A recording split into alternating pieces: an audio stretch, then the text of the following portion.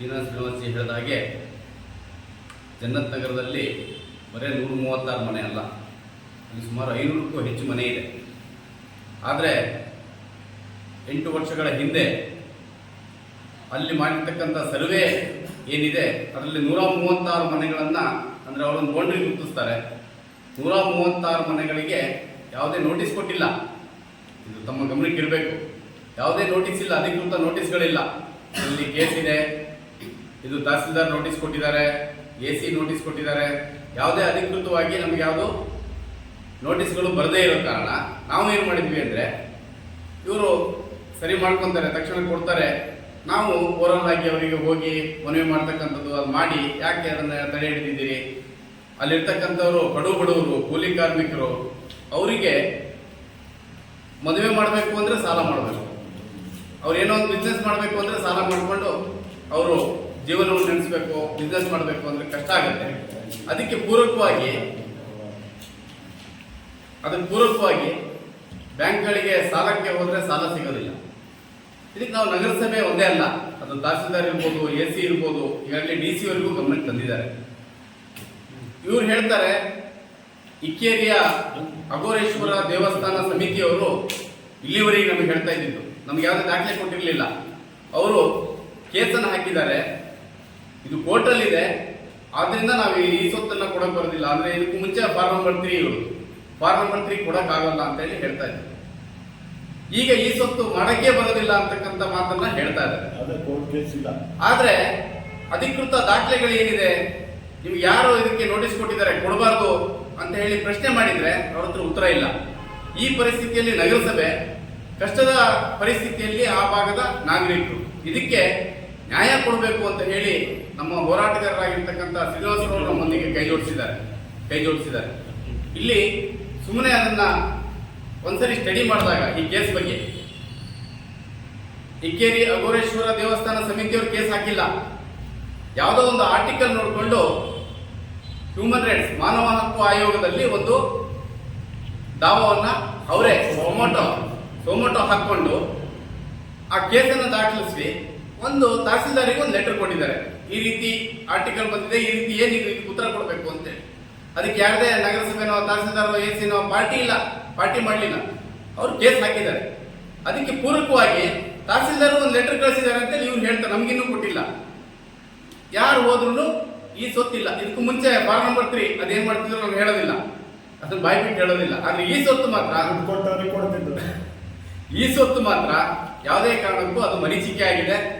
ತಮ್ಮ ಮೂಲಕ ನಾವು ವಿನಂತಿ ಮಾಡೋದು ಇಷ್ಟೇನೆ, ಸಾಗರ ನಗರಸಭೆಯಲ್ಲಿರ್ತಕ್ಕಂಥವ್ರು ಯಾರೋ ಬೇರೆ ಊರಿಂದ ಬಂದವರಲ್ಲ, ಸಾಗರದವರೇ ಇದ್ದಾರೆ.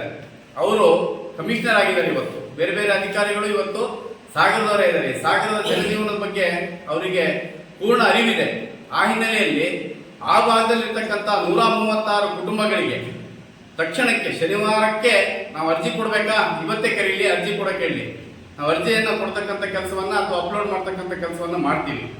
ಸೋಮವಾರದಿಂದ ಆ ಭಾಗದ ನಾಗರಿಕರಿಗೆ ಈ ಸೊತ್ತಿನ ಪ್ರಕ್ರಿಯೆ ಆರಂಭ ಮಾಡದೇ ಇದ್ದಲ್ಲಿ ಸೋಮವಾರ ದಿನ ಬೆಳಗ್ಗೆ ನಮ್ಮ ಪ್ರಜಾಪ್ರಭುತ್ವ ವ್ಯವಸ್ಥೆಯಲ್ಲಿ ನಮಗೆ ಹೆಚ್ಚಿನ ಸಂವಿಧಾನವನ್ನ ಹೇಳ್ಕೊಟ್ಟಿರ್ತಕ್ಕಂಥ, ಈ ದೇಶಕ್ಕೆ ಕೊಟ್ಟಿರ್ತಕ್ಕಂಥ ಮಹಾನ್ ವ್ಯಕ್ತಿ ಇದ್ರೆ ಅದು BR ಅಂಬೇಡ್ಕರ್ ಅವರು. ಅವರ ಪ್ರತಿಮೆ ಎದುರುಗಡೆ ನಾವು ಕೂತು ಧರಣಿಯನ್ನು ಮಾಡಲಿದ್ದೇವೆ. ದಯಮಾಡಿ ಅಲ್ಲಿಗೆ ಇದಕ್ಕೆ ಅವಕಾಶವನ್ನು ಕೊಡದೆ ಸಾಗರದ ನಗರಸಭೆಯ ಆಯುಕ್ತರು, ಅದು AC ಇರ್ಬೋದು, ತಹಸೀಲ್ದಾರ್ ಇರ್ಬೋದು, DC ಅವರು ಇರ್ಬೋದು, ಮಾನ್ಯ ಶಾಸಕರು ಇರ್ಬೋದು, ಇದಕ್ಕೆ ತಕ್ಷಣ ಒಂದು ಸಲಹೆಯನ್ನು ಕೊಟ್ಟು ತಕ್ಷಣ ಈ ಸೊತ್ತನ್ನು ಕೊಡ್ತಕ್ಕಂಥ ಕೆಲಸವನ್ನು ಮಾಡಬೇಕು ಅಂತ ಹೇಳಿ ಈ ಸಂದರ್ಭದಲ್ಲಿ ಆಗ್ರಹವನ್ನು ಮಾಡ್ತಾ ಇದ್ದೀವಿ. ಸಾಗರದ ಜನ್ನತ್ ನಗರಲ್ಲೇ ಇರೋದು ನಾವು. ಒಂದು 40 ವರ್ಷದಿಂದ 1979ರಿಂದ ನಮ್ಮ ಅಪ್ಪ ಅವರು ಅಲ್ಲೇ ಇದ್ದಾರೆ. ಬಟ್ ನಮಗೆ ಖಾತೆ ಇದನ್ನು ಮಾಡಿದ್ದು 89ರೊಳಗೆ. ಅವಾಗಲಿಂದಲೂ ನಾವೆಲ್ಲರೂ ಅಲ್ಲೇ ಇದ್ದೀವಿ. ನಮ್ಮದು ಏನೂ ಇಲ್ಲ. ನಂದು ಶನಿವಾರದೊಳಗೆ ನಮಗೆ ಈ ಸ್ವತ್ತು ಕೊಡಲಿಕ್ಕೆ ಶುರು ಮಾಡಿ.